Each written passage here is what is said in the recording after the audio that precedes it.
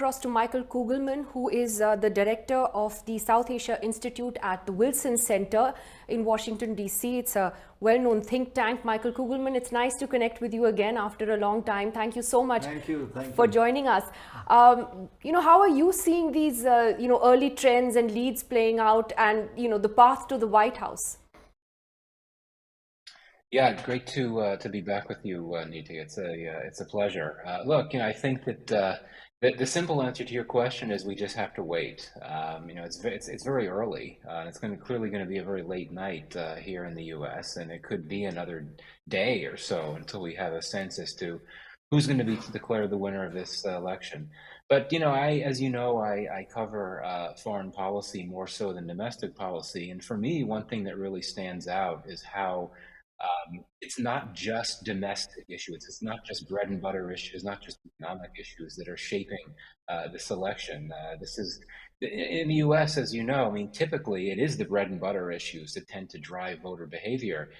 But I think in this particular election, because of the developments in the Middle East and the war in Gaza, it's very clear that there's at least one swing state, Michigan, which could be, the outcome in Michigan could be impacted, at least in part, by the Biden administration's actions and policies vis-a-vis its support for Israel and the broader war in Gaza. So, we've had elections where foreign policy issues have been dominant factors. If you go back to, say, the 1968 election, the Vietnam War was a huge part of the election that year. And if you go to the 2004 election more recently, the invasion of Iraq, which had happened just the year before, was a major issue in that election, as well as some of the George W. Bush administration's responses. Sorry to interrupt.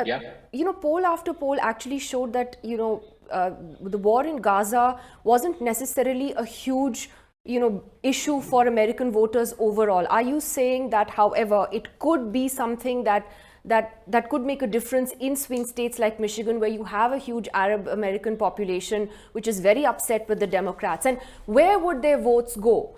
Would they not come out to vote? What has the turnout been like in these states? I don't imagine that they would necessarily vote for Trump, though he's been wooing them till the very last day. What would happen?